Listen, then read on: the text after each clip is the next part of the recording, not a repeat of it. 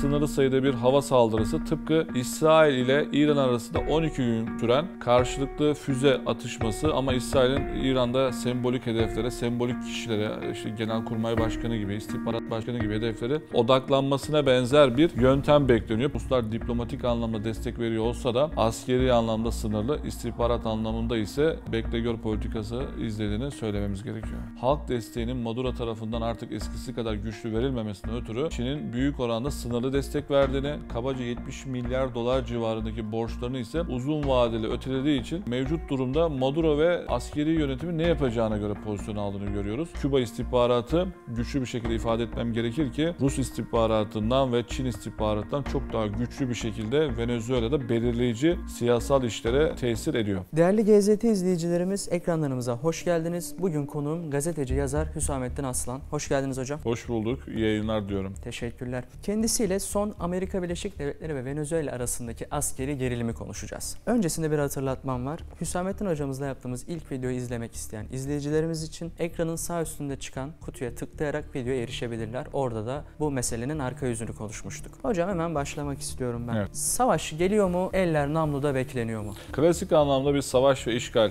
beklenmiyor. Gerçekçi bir hedef olarak durmuyor. Ancak sembolik askeri hedeflere hava saldırıları ve sınırlı sayıda bir operasyon büyük bir beklenti olarak sahada ve masada duruyor. Zira bir savaştan bahsetmek gerçekçi bir hedef olmadığını Amerika Birleşik Devletleri'nin yığmış olduğu asker sayısına görebiliyoruz. Zira Venezuela kabaca 1 milyon kilometre karelik bir alana tekabül ediyor. Amerika Birleşik Devletleri ise 15 bin civarında asker yığdığını biliyoruz. Dolayısıyla 15 bin askerle 1 milyon kilometre karelik bir alanı kontrol etmeniz zaten gerçekçi değil. Ancak Amerika Birleşik Devletleri'nin büyük oranda donanmasının 1/3'inin sahada olduğunu ve güçlü bir hava gücüne sahip olduğunu düşündüğümüzde pekala Venezuela'da Maduro hükümetini diz çöktürebilecek kadar bir askeri hava ve deniz unsuru yığdığı için Venezuela'ya büyük oranda dumping diplomasi dediğimiz zoraki askeri yoluyla zoraki diplomasi dayattığını ve bir şekilde Venezuela'da siyasi hedeflere ulaşabileceğinden bahsetmemiz gerekiyor. Hocam peki bizleri nasıl bir savaş bekliyor? Yani topyekün bir harp mi, gayri nizami bir harp mi,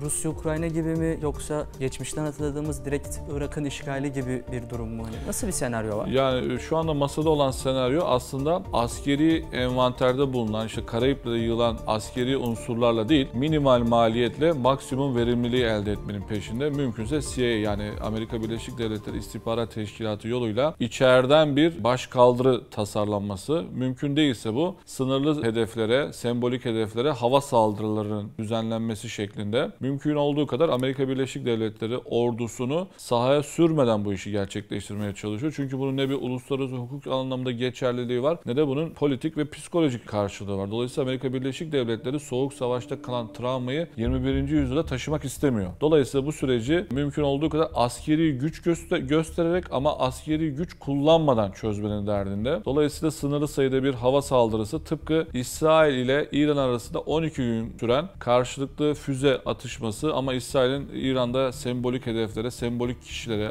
işte Genelkurmay Başkanı gibi, İstihbarat Başkanı gibi hedefleri odaklanmasına benzer bir yöntem bekleniyor. Peki işler kontrolden çıkarsa ne olur? İşte burada da Soğuk Savaş, 19. yüzyılda Soğuk Savaş döneminden kalma Vietnam tarzı, çünkü Venezuela'nın coğrafi ve bitki örtüsü Vietnam'a benziyor. Amerika Birleşik Devletleri orada 20 yıldan fazla süren bir savaşa saplandı. Ekonomisi bozuldu. 4 tane cumhuriyetçi başkan değiştirdiğini biliyoruz. Venezuela'da geniş vadilere, zengin bir orman ve bitki örtüsüne sahip. Dolayısıyla burada gerilla tarzı bir vurkaç taktiği, Venezuela ordusu gücünü kaybetse bile, nizami anlamda gücünü kaybetse bile fonksiyonel anlamda ormanların içerisinde tekrar barınabilir. Burada hayatlarına devam edebilir. Dolayısıyla Amerika Birleşik Devletleri'ne istikrarsız bir Venezuela bırakabileceği için Amerika Birleşik Devletleri'ne sahada Vietnam tarzı bir süreç bekleyebilir. Yani anladığım kadarıyla Vietnam ve Irak gibi sürekli Amerika'ya tabutların geldiği bir savaş istemiyorlar. Evet, Amerika Birleşik Devletleri de bunu istemiyor. Bunun ne beşeri birikimi buna müsait, ya Amerikan ordusunun yer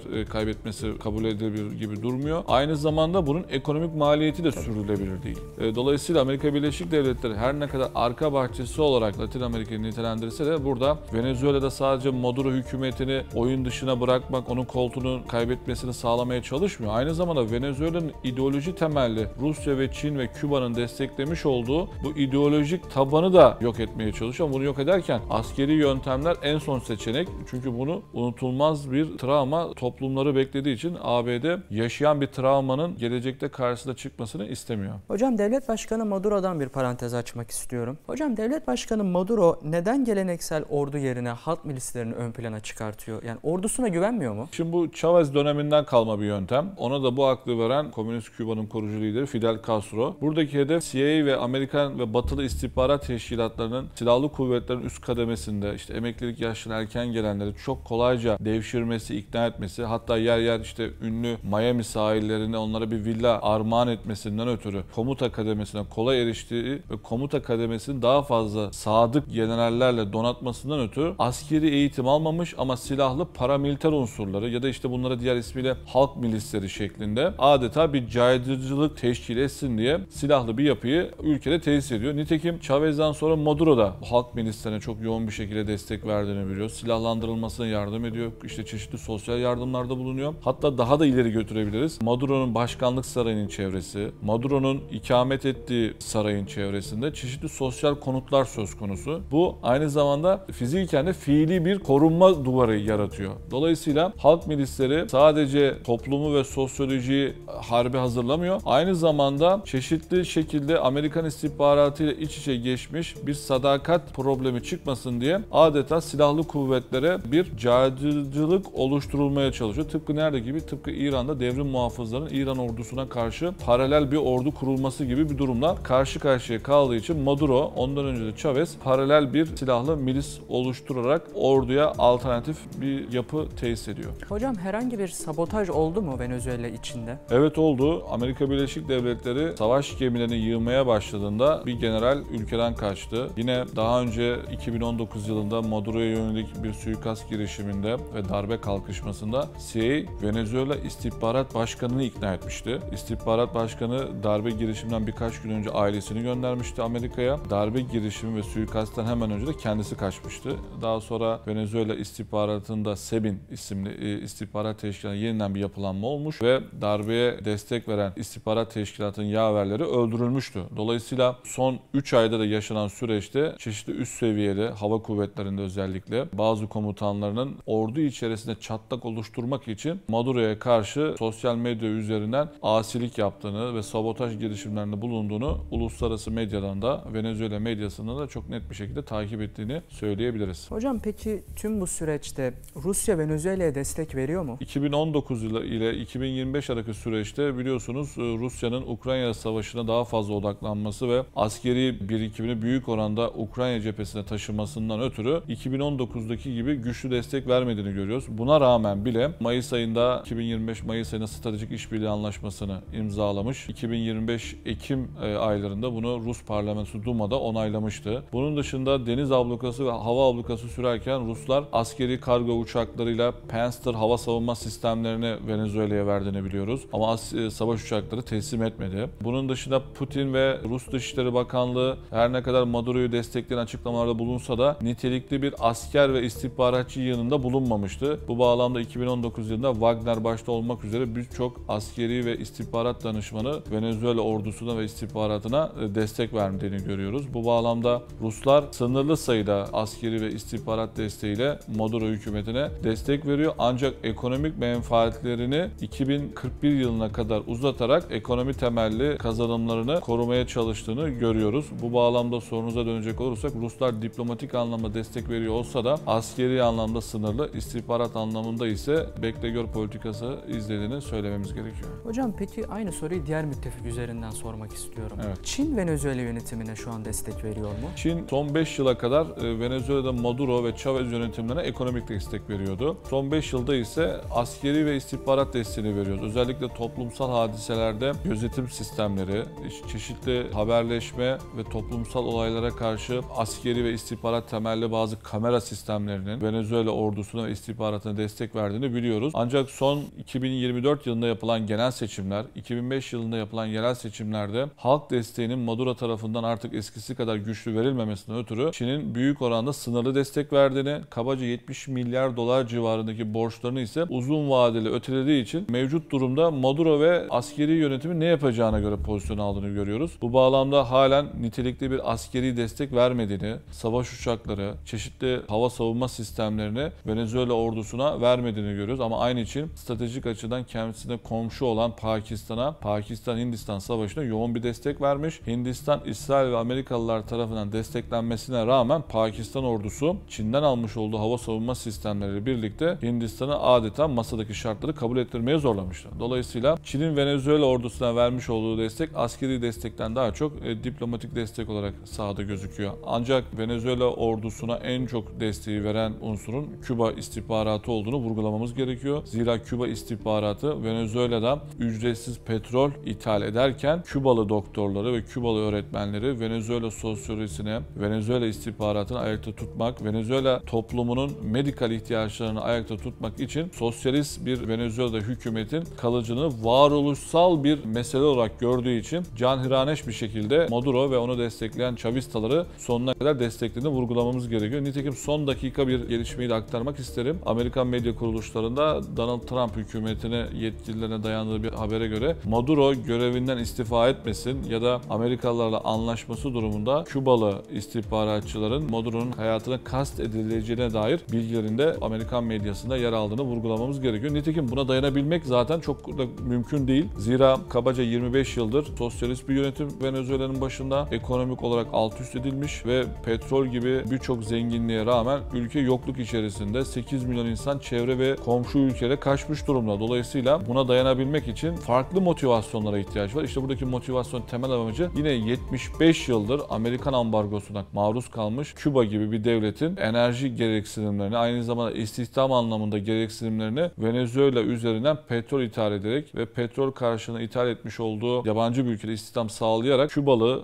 doktorları ve öğretmenleri Venezuela'da görev yapmasından kaynaklı olarak meseleyi varoluşsal bir gereksinim olarak görüyor. Dolayısıyla Küba istihbaratı güçlü bir şekilde ifade etmem gerekir ki Rus istihbaratından ve Çin istihbaratından çok daha güçlü bir şekilde Venezuela'da belirleyici siyasal işlere tesir ediyor. Hocam 14 Kasım'da Amerika Savaş Bakanı Hegseth, Güney Mızrağı adıyla bir askeri operasyon duyurdu. Evet. Beyaz Saray basın sözcüsü Caroline Leavitt birkaç gün önce Venezuela rejimini gayrimeşru görüyoruz dedi. Biz bu açıklamanın bir benzerini Irak zamanında duymuştuk. Evet. Biz Irak yönetimini gayrimeşru görüyoruz şeklindeydi o günkü yönetimde. Sizce bu gelişmelere istinaden Venezuela'da rejim değişebilir mi? Venezuela'da rejim değişimi çok mümkün gözükmüyor ama imkansız değil. Zira Venezuela'da Venezuela ordusu ve komutanları sivil kadroları da militarize ettikleri için, yani askerler hem muazzaf dönemde, yani görev yaptıkları dönemde sivil kadrolarda görev yapabiliyor. Aynı zamanda emekli oldukları zaman da işte liman yönetimlerinde, havalimanı yönetimlerinde, çeşitli kamu şirketlerinde yine yönetim kademesinde yer alıyor.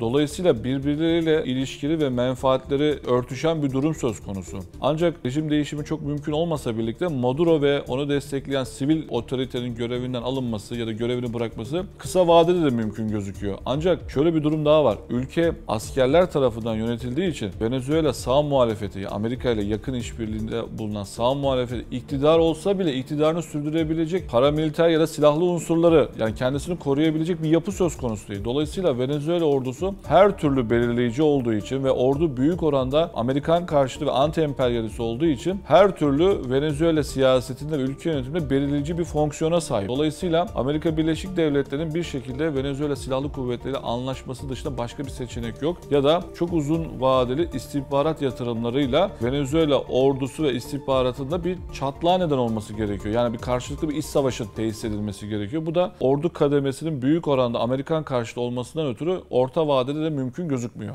23 Kasım'dan itibaren Türk Hava Yolları dahil olmak üzere çok sayıda ülke Venezuela uçuşlarını askıya aldı. Evet. Dün fark ettim, Flight Radar uygulaması üzerinden de Papi-11 kodlu bir B-52 bombardıman uçağını 85 bin kişi canlı olarak izlemiş. Evet. Bu uçak Venezuela açıklarında git gel yapıyordu, uçuş yapıyordu. Şimdi uçuşların durması ne demek? Yani bu ne anlama geliyor? Uçuşların durması Venezuela'yı uluslararası alanda da izole etmek demektir. Aynı zamanda ülkeye giriş çıkışı bir nevi yasaklamakla karşı karşıya. Çünkü Amerika kabaca 3 aydır deniz ablukasına başladı. En son işte yayınlamış olduğu NOTAM'la birlikte Venezuela hava sahası çeşitli risklerden ötürü sivil uçuşlara da kapatıldı. Bu Venezuela dışarıdan nitelikli yardımın da artık yapılamaması demek oluyor. Bu uluslararası kamuoyunda bir baskısı ve mevcut yönetime yönelik de psikolojik harekatı bir parçası anlamına geliyor. Dolayısıyla Amerika Birleşik Devletleri bir şekilde masada Maduro ve askeri yönetimi ikna etmenin peşinde. Aksi halde sınırlı da olsa, sembolik hedefler de olsa hava saldırılarıyla ülkeyi baş başa bırakacağını adeta tehdit edercesine, Maduro yönetimi tehdit